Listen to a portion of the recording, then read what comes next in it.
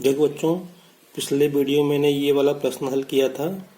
अब मैं इसका ये दूसरा प्रश्न हल कर रहा हूँ।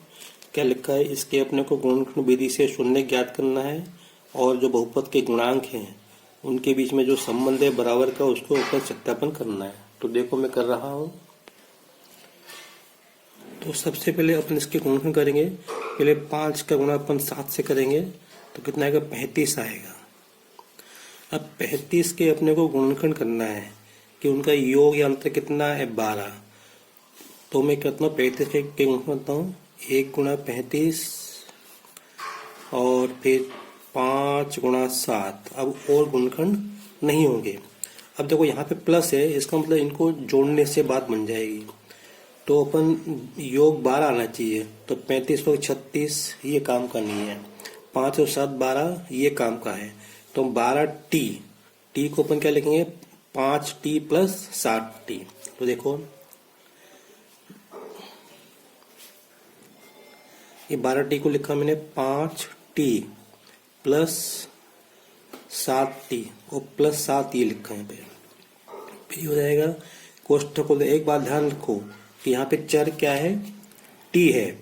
पिछले सवाल में चर x था। कोष्ठक खोल दिया, 5t प्लस 7t प्लस 7। अब दो के जोड़े बना लिए। इसमें से क्या आ रहा है कॉमन, 5t कॉमन आ रहा है। तो यहाँ बचेगा t प्लस 1 और इसमें से कुछ नहीं आ रहा, 1 आ रहा है कॉमन। तो बचेगा 7 आ रहा है कॉमन, 7 आ रहा है कॉमन। तो यहाँ बचेगा t प्लस 1। अब दो पदों इनमें से क्या आ रहा है, t प्लस 1 कॉमन आ रहा है। तो t प्लस 1 कॉमन लगेगा तो 5t प्लस 7 ये बचेगा। ठीक है ना। तो अब ये घातांक 2 थी इसलिए 2 गुणनखंड हो गए। तो हमको 2 शून्य मिलेंगे, इससे हमको मिलेगा। अब तो आपको मालूम है ना, पहचान पर आदत में आ गया होगा कि t बराबर क्या मिलेगा, -1। और यहाँ से 5t बराबर -7, तो t बराबर -7/5। ये इसके शून्य हो गए। तो ये शून्य अब हमको ये शून्य और इसके जो गुणांक हैं 5, 12, 7, इनमें हमको संबंध स्थापित करना है।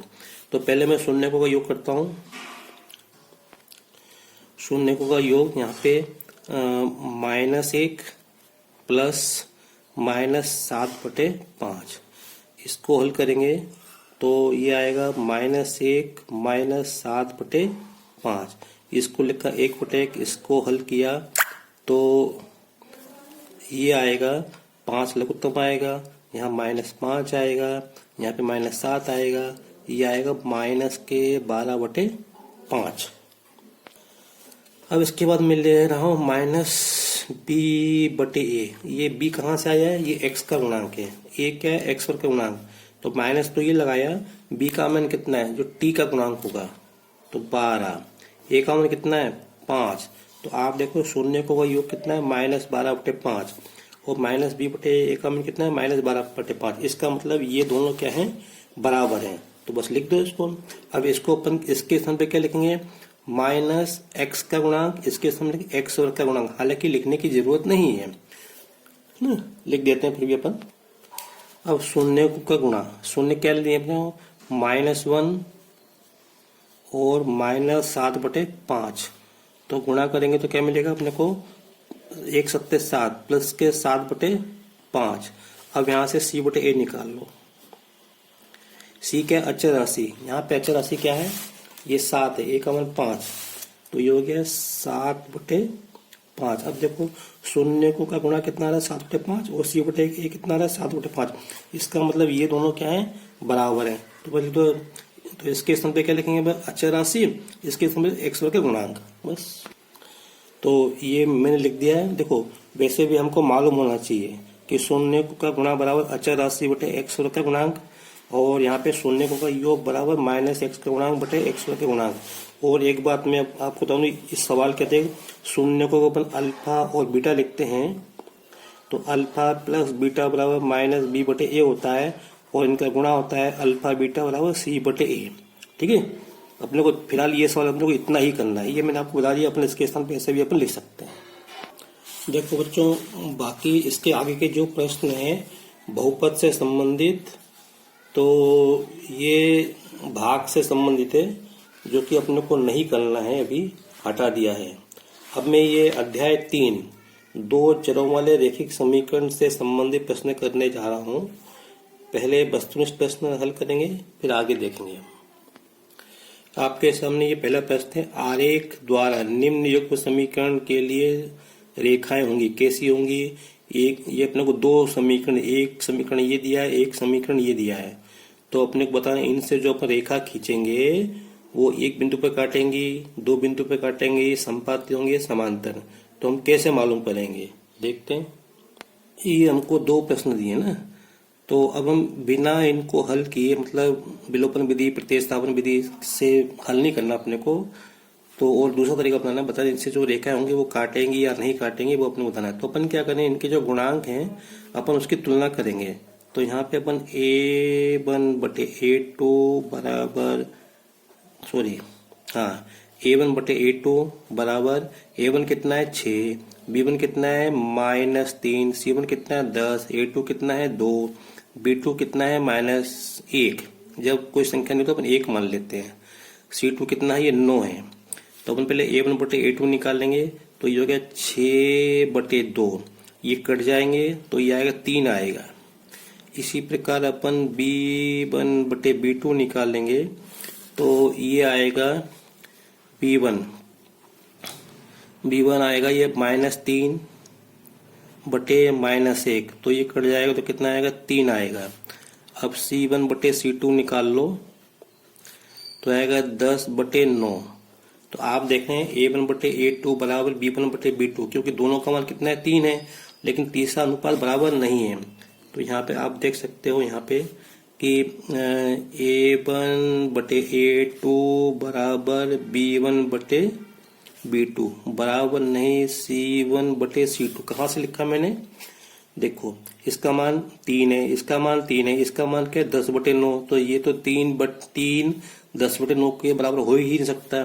तो जब ऐसा होता है, पहले दोनों अनुपात बराबर होते हैं, तीसरा अनुपात बराबर नहीं होता, तो हम क्या कहते हैं, रेखाएं समांतर हैं। बस उसने यही पूछा है ग्राफ के बारे में, इनका ग्राफ कैसा होगा, तो रेखाएं समांतर होंगी, लिख दो। दूसरा देखो, ये प्रश्न वस्तुनिष्ठ है ना, फिर भी आपको जब तक आप हल नहीं करोगे तो ये आपको अलग काम में हल करना है, फिर आपको उत्तर डिसाइड करना है क्या आएगा। तो यहाँ पे लिख दो आप, अतः रेखाएं समांतर होगी, तो इसमें ये वाला चौथा सही है। एक बात और आपके दिमाग में होना चाहिए कि जब रेखाएं समांतर होती है तो इसका मतलब ये भी होता है कि दिए गए समीकरण निकाय का कोई हल नहीं है। अब अगला प्रश्न कर रहा हूँ। ये अपने को दो समीकरण दिए हैं और पूछा इनके विशेष हल हैं, दो हल है, अनगिनत हल हैं, कोई हल नहीं है। तो देखो मैं बता रहा हूँ, अपन इसमें भी अपन वही काम करेंगे, इनके गुणांकों की तुलना कर लेंगे, अनुपात निकाल लेंगे। तो देखो यहाँ A1 का मान 1 है, B1 का मान 2 है, C1 का मान -5 है, यहाँ A2 का मान -3 है, B2 का मान -6 है, C2 का मान 15 है। लिख देता हूँ मैं एक बार, तो ये मान लिख दिया। अब मैं इनका अनुपात निकालता हूँ, A1 का A2 के साथ अनुपात, तो यह आएगा 1/-3, और यहाँ से B1/B2 बराबर 2/-6। अब ये संख्या कट जाएगी, 2 से 6 कट जाएंगे, तो ये आएंगे 1/-3। इसी को यहाँ से अपन C1/C2 निकालेंगे, तो ये आएगा -5/15। तो ये आएगा बराबर 5/15 माइनस के 1/3। तो आप देखें तीनों अनुपात क्या आ रहे हैं, बराबर आ रहे हैं। ये -1/3, -1/3, -1/3। इसका मतलब क्या है कि रेखा क्या होंगी, संपाती होंगी।